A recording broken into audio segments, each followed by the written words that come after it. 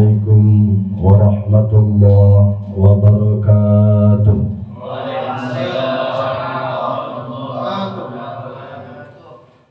Ma'asyiral muslimin wal muslimat sidang jamaah zuhur rahimakumullah. Dalam kehidupan ini banyak dinamika yang akan kita laksanakan dan kita jalankan. Ada saatnya mungkin bahagia, ada saatnya sedih, ada saatnya barangkali mungkin rindu, dan ada barangkali juga saatnya mungkin kita hal-hal yang lain di dalam dinamika kehidupan. Saat kita rindu dengan seseorang, maka saat itu pula harapan ingatan kita tertuju kepadanya. Pikiran, hati tentu senantiasa bersemayam bagaimana melepas kerinduan. Seorang kekasih rindu kepada kekasihnya, maka dia tentu mengingat kekasihnya. Atau barangkali mungkin seorang anak rindu kepada ayah dan ibunya, maka dia akan senantiasa punya harapan untuk ingat dan dekat dengan orang yang dirindukan. Ayah dengan ibu juga demikian, rindu kepada anaknya, mungkin ingin bertemu, ingin berjumpa. Hari ini kerinduan itu sangatlah multidimensi. Kalau kita rindu kepada orang yang kita sayangi, kepada istri kita misalnya, pasti kita ingin bertemu. Kalau Pak Sarin mungkin ingin bertemu dengan istri untuk melepas kerinduan, walaupun berapa bulan kemarin di klub itu, walaupun tak bisa pulang, paling tidak dia pikul dulu, ya. Atau Pak Kemenak mungkin rindu dengan istri beliau yang tersayang, kan sekali seminggu tetap wajib pulang ya. Atau kerinduan itu barangkali mungkin sudah mendesak gitu kan, mungkin tengah malam bisa pulang gitu. Ibu bapak hadirin wa hadirat rahimakumullah, jamaah yang dirahmati Allah, shaimin wa shaimat.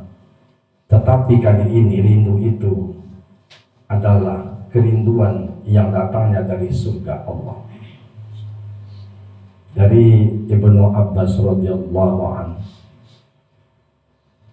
qala Rasulullah sallallahu alaihi wasallam, al-jannatu mushtaqatun ila arba'ati nafar.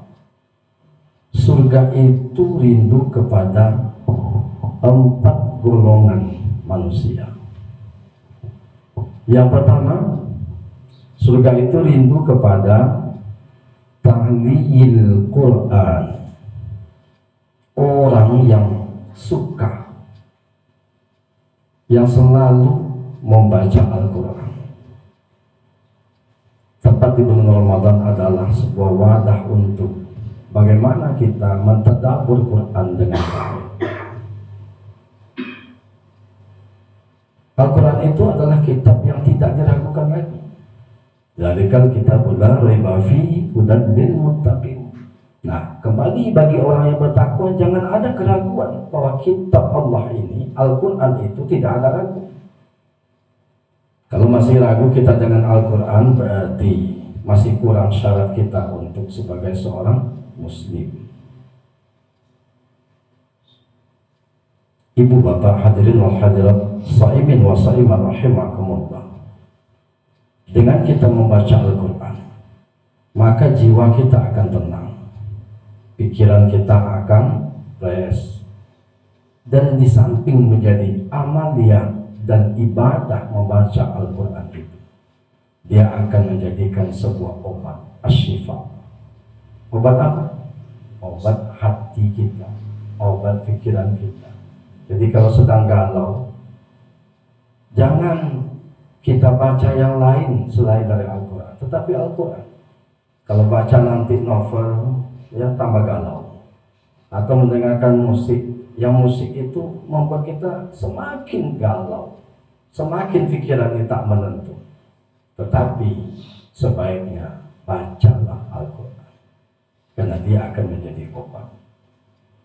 Kemudian Al-Quran itu adalah pedoman hidup kita. Bagaimana pedoman hidup kita bisa menuju kebaikan dan mencegah daripada kemungkaran. Kemudian lagi Al-Quran itu adalah juga sebagai imam kita, sebagai mukjizat Rasulullah SAW. Dan Al-Quran ini juga akan menolong kita pada setiap saat. Bukan waktu kita di akhirat. Ketika kita mulai di dunia ini dilahirkan, Al-Quran itu sudah mulai menjadi penolong kita. Maka jadikanlah Al-Quran itu sebagai penolong untuk keselamatan dunia akhirat kita. Itu yang pertama, bahwa Al-Quran juga diturunkan di bulan Ramadan, syahrul Ramadan allazi unzila fihi al-Quran hudan linnas wa bayyinati minal huda wal furqan. Di bulan Ramadan itu Al-Quran diturunkan sebagai petunjuk, ya, dan pembeda tentu bagi orang-orang yang membaca Al-Quran. Yang kedua, orang yang dirindukan oleh surga itu adalah wahafizil lisan, orang yang menjaga lidahnya, menjaga perkataannya, menjaga ucapannya. Jangan oleh lidahnya, puasanya turun nilai pahala. Jangan oleh lidahnya orang akan ada yang sakit. Mungkin sakit hatinya, sakit pikirannya, atau sakit yang lain diakibatkan oleh lidah ucapan kita. Maka gunakanlah lidah dan ucapan dengan sebaik-baiknya. Jangan sampai menyakitkan, apalagi sampai membunuh. Apalagi pembunuhan itu adalah pembunuhan jarak jauh. Pembunuhan jarak jauh dan lama menjadikan orang itu bisa sakit karakternya, wataknya, bisa juga moralnya. Maka oleh karena itu, shaimin wa shaiman, kita yang beriman menjalankan ibadah puasa hari ini, mari kita jaga puasa kita dengan betul-betul juga menjaga lisan perkataan kita. Jangan sampai menambah pembatalan pahala-pahala ibadah kita. Yang ketiga dirindukan oleh surga itu adalah wamut imil ji'an, orang yang suka memberi makan orang yang lapar. Tapi bukan siang ini. Kalau siang ini kita puasa, kalau siang ini diberi orang sedekah makan, ya kan? Nah, itu kurang tepat. Kecuali makanannya bisa untuk berbuka. Yang dimasukkan orang yang lapar itu adalah orang-orang yang masakin, orang-orang miskin, orang yang barangkali mungkin ketika Ramadan ini kita merasakan bagaimana laparnya orang ketika di luar Ramadan, orang miskin ketika dia tak punya, ketika dia tak makan. Nah, kita baru di bulan Ramadan merasakan lapar, merasakan haus. Nah, orang yang suka bersedekah makan dan minum, apalagi untuk orang yang berpuasa, ketika dia sahur atau ketika dia akan berbuka pada waktunya, maka itu menjadi nilai tambah pahala dengan tidak mengurangi pahala orang yang berpuasa. Maka jadilah kita orang yang senantiasa gemar untuk bersedekah makan dan minum. Apalagi kalau duduk sama-sama, jangan mengharapkan ini siapa yang akan membayar, tetapi saya akan membayar. Artinya apa? Kita berniat, bernawa itu berazam bahwa kita bersedekah. Nah, keempat yang terakhir, orang yang dirindukan oleh surga itu adalah wasaimin fi syahri Ramadan, orang yang berpuasa di bulan Ramadan. Ini wajib karena dia beriman. Kalau dia dengan imannya dia puasa, dia jadi orang takwa. Itu Allah sendiri yang menyatakan dalam firman-Nya, ya ayyuhalladzina amanu kutiba alaikumusiyam kama kutiba alal ladzina min qablikum la'allakum tattaqun. Wahai orang yang beriman, diwajibkan atasmu berpuasa sebagaimana yang diwajibkan kepada umat sebelum, supaya kamu jadi orang bertakwa. Nah, orang bertakwa itu kan 4 sifatnya. Yang pertama, sifat orang bertakwa itu dia tawadu, terpelihara dia. Dia memelihara dirinya, memelihara amalannya, memelihara ibadahnya, memelihara apa yang akan membatalkan ibadahnya, termasuk puasa, dipelihara dia, jangan sampai ini merusak ibadah.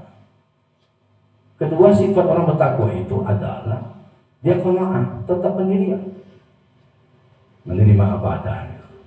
Jadi kalau dia hidup sederhana, ya sederhana.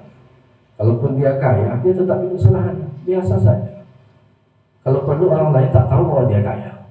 Itulah hidup qanaah. Yang ketiga, sifat orang bertakwa itu adalah wara'.